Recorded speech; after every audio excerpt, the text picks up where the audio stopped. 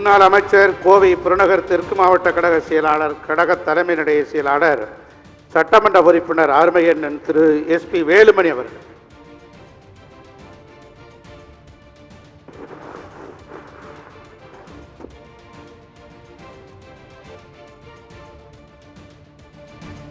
சிறப்பு வாய்ந்த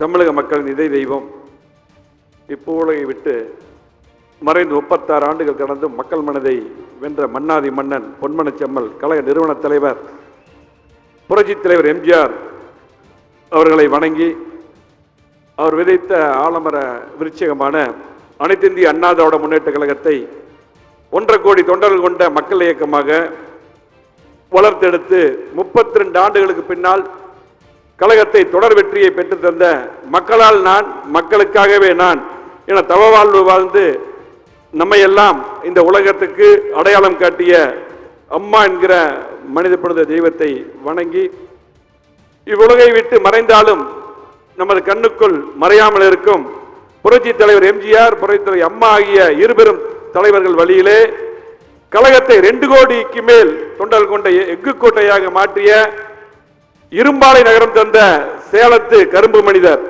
குடிமராமத்து நாயகன், டெல்டா பகுதிகளை காத்த வாழும் கரிகாச்சோழன், முத்தமிழின் பிறப்பிடம், முச்சங்கத்தின் சிறப்பிடம், வீரம் விளையாடும் மாமதுரையில் வீர வரலாற்றின் பொன்விழா எழுச்சி மாநாடு கண்ட எதிரிகளின் சிம்ம சொப்பனம், நம்மில் ஒருவர், மக்கள் விரும்பும் முதல்வர், கழகத்துடைய பொதுச் செயலாளர், சட்டமன்ற எதிர்க்கட்சி தலைவர், புரட்சி தமிழர், வருங்கால முதலமைச்சர் அண்ணன் எடப்பாடி அவர்களை வணங்குகிறேன். கழகத்தின் மூத்த முன்னோடிகள், அவைத் தலைவர் தமிழ்மகன் உசேன் அவர்களும், அதே போல கழகத்துடைய பொருளாளர், கழகத்துடைய துணை பொதுச் செயலாளர்களுக்கும், தலைமை நிலைய நிர்வாகிகள், மூத்த முன்னோடிகள், முன்னாள் அமைச்சர்கள், முன்னாள் நாடாளுமன்ற சட்டமன்ற உறுப்பினர்கள், செயற்குழு மற்றும் பொதுக்குழு உறுப்பினர் அத்தனை பேருக்கும் நன்றியை தெரிவித்துக் கொண்டு, சீரோடும் சிறப்போடும் நடைபெற்று வரும் கழகத்தின் சீரும் சிறப்பும் வாய்ந்த இப்பொதுக்குழுவில் எனக்கு பேச வாய்ப்பளித்த சாமானியர்களின் முதல்வர், கழகத்தின் போர்வால் மாண்புமிகு எடப்பாடி அவர்களுக்கு மீண்டும் நன்றி தெரிவித்துக் கொண்டு, தமிழக மன்னன் எடப்பாடி ஆட்சி காலத்திலே பல்வேறு திட்டங்கள் தந்தார்கள். உங்களுக்கு தெரியும், 11 மருத்துவக் கல்லூரி, 7.5% இடஒதுக்கீடு, அரசு பள்ளியில் படிக்கின்ற மாணவர்களுக்கெல்லாம் இன்னைக்கு 600க்கு மேற்பட்ட MBBS BDS படிக்கிறாங்க. அண்ணன் தான் காரணம். தொழில்துறை செழிக்க முதலீட்டாளர் மாநாடு, தடையில்லா மின்சாரம், மெட்ரோ ரயில், தமிழ்நாடு முழுவதும் சாலைகள், பாலங்கள், தெருவிளக்குகள், குடிநீர் திட்ட பணிகள், பாதாள சாக்கடை பணிகள் என்று எண்ணற்ற பணிகளை செய்தார்கள். ஏழை எளிய மக்களுக்காக அதிகமான நலத்திட்டங்கள் தந்த ஒப்பற்ற முதலமைச்சராக புரட்சி தலைவி அம்மாவுடைய ஆட்சியை கடுகளவும் சேதாரம் இல்லாமல் அருமையான ஆட்சியை கொடுத்து, இன்றைக்கும் பட்டி தொட்டி எல்லாம் எடப்பாடியார் ஆட்சி சிறந்த ஆட்சி என்று சொல்லக்கூடிய வகையில் அண்ணன் ஆட்சி தந்தார்கள். அதுக்கு பின்னாலே ஒரு முதலமைச்சர் வந்தார். பூரா பொய் வாக்குறுதி தந்து ஆட்சிக்கு வந்த MK ஸ்டாலின், விடியா அரசில் அத்தனை பார்த்தீங்கன்னா வந்ததும் அவர் கொடுத்த போனஸ் 150% சொத்து வரி உயர்வு, பல மடங்கு மின்கட்டண உயர்வு, பால் விலை உயர்வு, அத்தியாவசிய பொருள் எல்லாம் உயர்வு. இன்னைக்கு சிறு குறு தொழிலாளர்கள் எல்லாம் பார்த்தீங்கன்னா, தொழில் முதலீட்டாளர்கள்லாம் இன்னைக்கு பூரா எல்லாம் ஸ்ட்ரைக் பண்றாங்க. அந்த மாதிரி சூழ்நிலை. அம்மா அரசுடைய மக்கள் நலத்திட்டங்களை பூரா முடக்கினாங்க MK ஸ்டாலின். அதுதான் உங்களுடைய சாதனை. இன்னும் அம்மா மினி கிளினிக் அண்ணா அற்புதமான திட்டம் இருந்தார், அதை முடக்கிட்டாங்க. அம்மா உணவகம் கொஞ்சம் கொஞ்சமா முடக்க பார்க்கறாங்க. அதே போல இந்தியாவிலேயே முதன்மை மாநிலமாக சட்ட ஒழுங்கு மட்டுமல்ல முதன்மை மாநிலமாக கொண்டது எடப்பாடி அவர்கள், அம்மா அவர்கள். ஆனால் இன்றைக்கு ஒரு குடும்ப ஆட்சி கொள்ளையர் கையில் சிக்கி இந்த இருண்ட தமிழமாக விடியல் எப்போது வரும் என்று மக்கள் எதிர்பார்த்து கொண்டிருக்கிறார்கள். ஆகவே நமது பார்த்தீங்கன்னா சமீபத்தில் பெரும் மழை வெள்ளம் வந்தது. சென்னை, காஞ்சிபுரம், திருவள்ளூர், அதே போல தென் மாவட்டத்திலெல்லாம் மிகப்பெரிய மழை வந்தது. இன்றைக்கு பார்த்தீங்கன்னா அந்த நேரத்தில் உங்களுக்கு முதலமைச்சர் என்ன பண்ணிட்டு இருந்தார் உங்களுக்கு எல்லாம் தெரியும். இந்தியா கூட்டணிக்காக சென்னை போயிட்டு இருந்தார். அதுக்கப்புறம் வந்து நீலிக்கண்ணீர் வெடிச்சார். சட்டமன்ற உறுப்பினர்கள், அமைச்சர்கள், திமுக சேர்ந்தவர்கள் யாரும் உள்ளே போல, மக்கள் வெளில. ஆனால் இன்றைக்கு திமுக கூட்டணியில் அங்க வைக்கக்கூடிய அந்த கட்சிகள் என்ன பண்ணிட்டு இருந்தாங்க, வாய் மூடி மௌனம் காத்து ஸ்டாலினுக்கும் திமுக அடிமை போல் இருந்தாங்க. அத்தனை கூட்டணி திமுக கூட்டணி கட்சி எல்லாம். ஆனால் கழகத்துடைய பொதுச் செயலாளர் மாண்புமிகு எடப்பாடி அவர்கள் புயல் மழையால் பாதித்த சென்னை, திருவள்ளூர், காஞ்சிபுரம் மற்றும் பேய் மழையால் பாதித்த தென் மாவட்டங்களுக்கு உடனடியாக நேரில் சென்று பாதிக்கப்பட்ட மக்களுக்கு சந்தித்து ஆறுதல் கூறி நிவாரண உதவிகள் தந்த ஒப்பற்ற தலைவர் எடப்பாடியார்.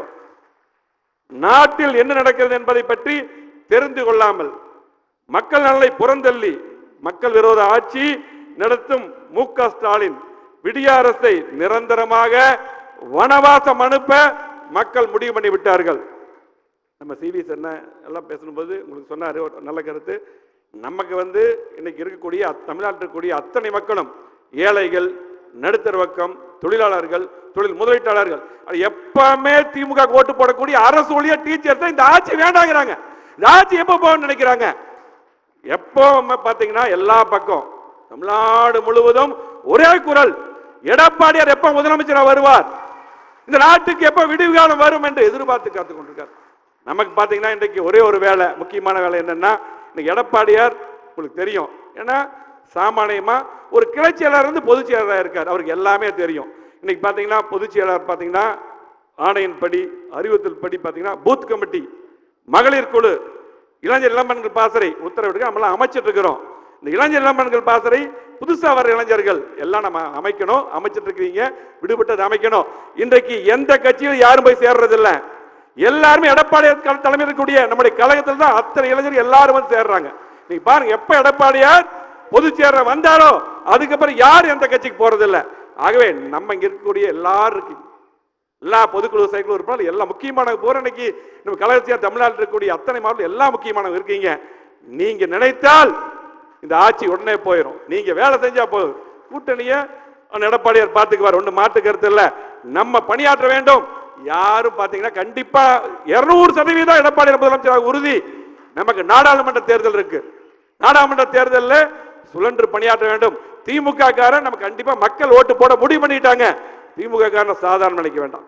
இங்க இருக்கக்கூடிய மீடியா எல்லாம் பாத்தீங்கன்னா இந்த ஆட்சி எப்ப போயிருக்கும், இந்த ஆட்சி எதுவுமே செய்யல. ஆனா மீடியா ஒரு 80% மீடியா தூக்கி நிறுத்தி இருக்காங்க. ஆகவே திமுக எல்லா தில்முழு வேலை பண்ணுவான். நம்முடைய பணிகளை நாம செய்யணும். ஒவ்வொரு பூத்துல எடப்பாடியார் நம்ம எல்லாம் திட்டம் போட்டு கொடுத்திருக்காரு. அதுபடி செயலாற்றி ஒவ்வொரு பூத்திலையும் அதிகமான வாக்குகள் வர நீங்கள் பணியாற்ற வேண்டும் என்று அன்போடு கேட்டு, அப்படி பணியாற்றினால் வருகின்ற நாடாளுமன்ற தேர்தலில் எடப்பாடியார் தலைமையில 40 வெல்வோம். எப்ப சட்டமன்ற தேர்தல் வந்தாலும் எடப்பாடியார் தலைமையிலே 200 தொகுதிக்கு மேல் வெற்றி பெற்று எடப்பாடியார் முதலமைச்சர் வருவார். இது யாரும் மாற்ற முடியாது. இப்ப இருக்கக்கூடிய காவல்துறை அரசு அதிகாரி எல்லாம் ஞாபகம் வச்சுக்கோங்க, எடப்பாடியார் முதலமைச்சர் வருவார். எங்களுடைய கழகத்தின் மேல ஐடி விங் எல்லாத்தையும் மேல பொய் வழக்கு போட்டுக்கிறீங்க. அதுக்கு முடிவு காலம் கண்டிப்பா இருக்கும். எச்சரிக்கையா போலீஸும் அதிகாரிகள் இருந்துக்குங்க. எப்ப சட்டமன்றத்தில் எடப்பாடியார் முதலமைச்சர் வருவார். ஆகவே கண்டிப்பா நாம் சிறப்பான முறையில் பணியாற்ற வேண்டும் என்று கேட்டு இந்த வாய்ப்பு தந்த எடப்பாடியார் அவர்களுக்கு நன்றி கூறி நன்றி, வணக்கம்.